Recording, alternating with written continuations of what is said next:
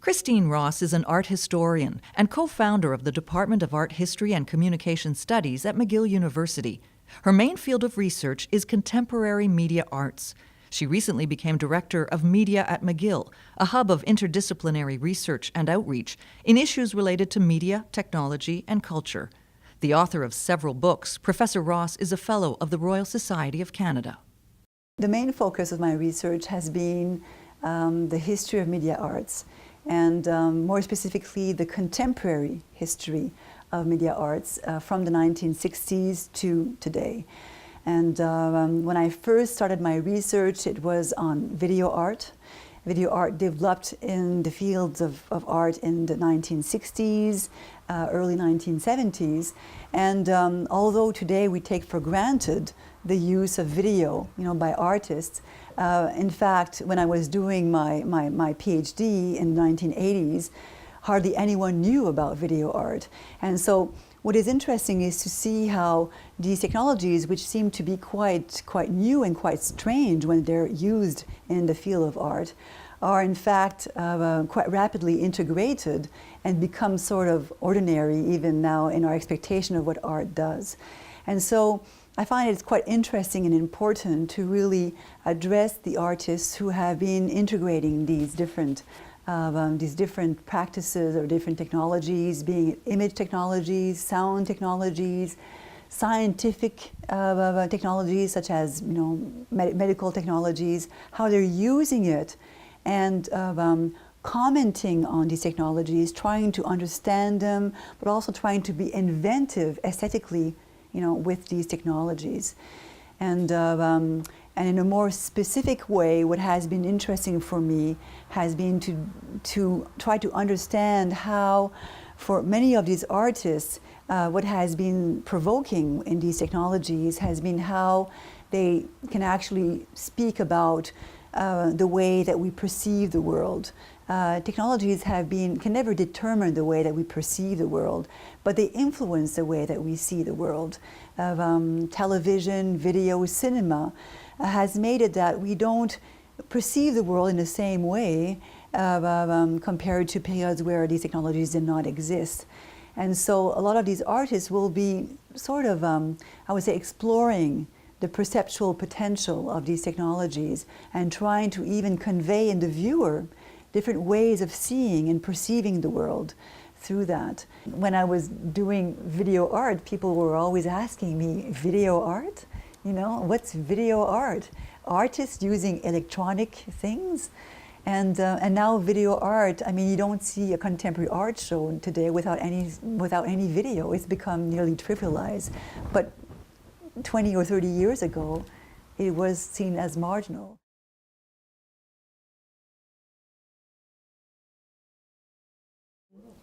Well, for sure, the development of YouTube, the development of webcams,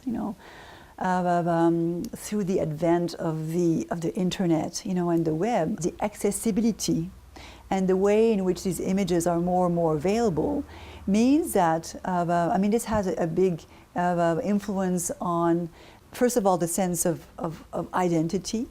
I would say also the sense of time. You have access to these images in an instantaneous way.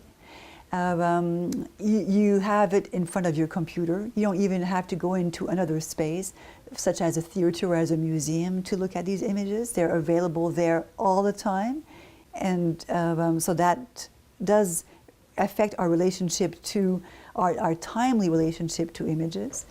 It has an impact on identity in a sense that more and more ourselves are becoming public, with the good and the bad that goes with it, because sometimes it's also not necessarily what we want. People can also manipulate these images to our disadvantage. And so all this level of the publicness, of the self, which is now increasing all the time through these technologies and these specific uses, is very, very important. And a lot of artists are actually going to capitalize on that and either use these modes of distribution, but are also going to highlight, the problems that also emerge in such new forms of display. There is a sense where you have to kind of understand what it means for a user individually, but also you have to also understand what it does. What are the psychological dimensions of this? We often say that the user is now in a greater connection with the outside world, but is often, bodily wise, more and more alone. And in a society where the family is shrinking, etc. And so you have that part, and then you have the part where you have your individual expression, but is it doing something at a higher level, for example, the social level in changing the structure of society. And so it's all these different levels that don't necessarily meet, right?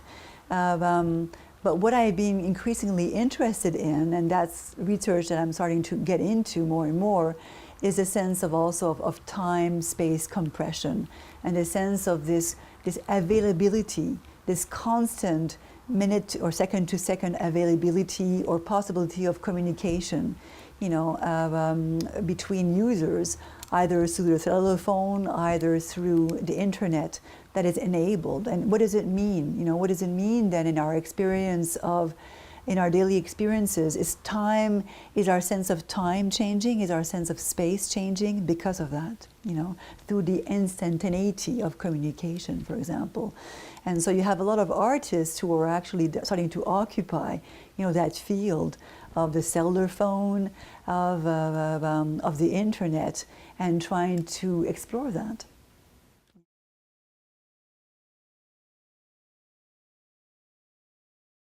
What is interesting is to be able to dig into something, right? You want to go deep into a specific area. You want to know more about that area. You're puzzled with this area.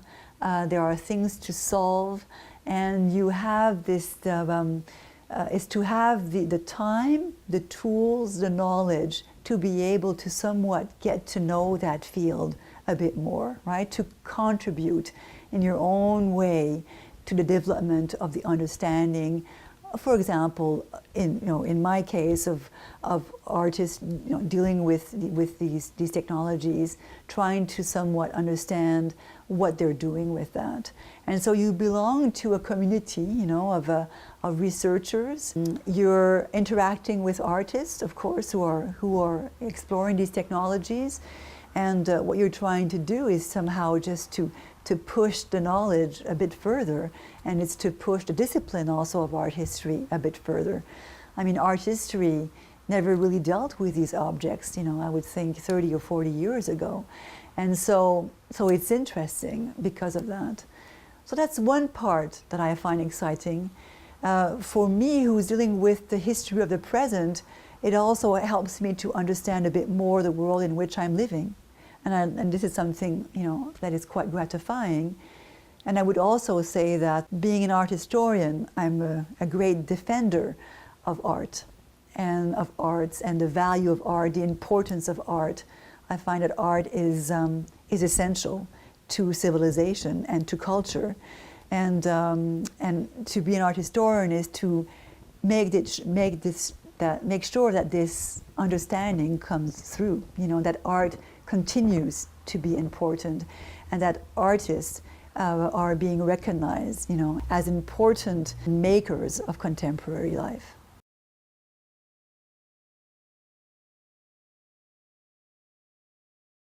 Well, the technologies always change, right? So that's already to continue to try to get in touch with these developments, and so that's going to be there. It must be there. What is interesting also is the fact that each time that a new technology emerges or a new application of a technology emerges, it also gives you a perspective in relation to the other technologies that are being somewhat supplemented or by these new emerging technologies. And what becomes interesting is that then there's a history which starts to develop. Cinema today in the realm in a world where the digital and the electronic unfolds and is important, is not what it was 60 years ago or even 40 years ago. And so each technology is actually influence the others. And so for me, that's important, is to be able to increasingly have a sense of the history of these technologies and how these technologies actually influence each other.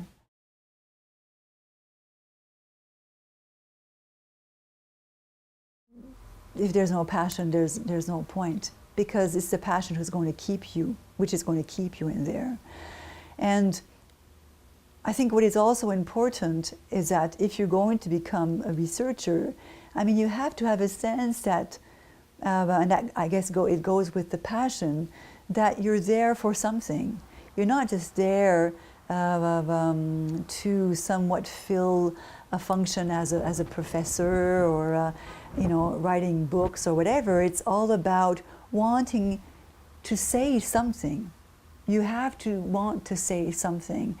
And for me, that's the first criteria that I use when I accept PhD students, because sometimes I see PhDs or students who want to apply to go into the doctoral and PhD programs which is about research, right? And you have a sense that they don't really know exactly. They apply, but they don't really have a project. They don't really have a question. They don't really have a field. So I say to them, well, you're not ready, and maybe you will one day. But if you arrive, and you want to become a researcher, and you don't have any questions, and you don't have any real kind of drive, there's no point.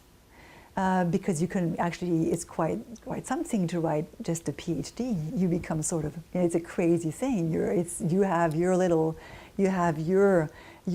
research, and it's quite demanding to stay 5 years around the same topic. So you need to be motivated by that. And I think the last thing I would say to students who want to engage within research and have a life in that is that they have to try to make sure that they have somewhat of a unique contribution they can make. You don't contribute if you don't bring anything unique. That you don't have a unique question, a unique perspective, a unique object. You have to find your own niche. And we have more and more PhDs now. And so you have to show that what you're doing is different, compared to others, and that it's, of course, important. And so you have to be a bit kind of a step ahead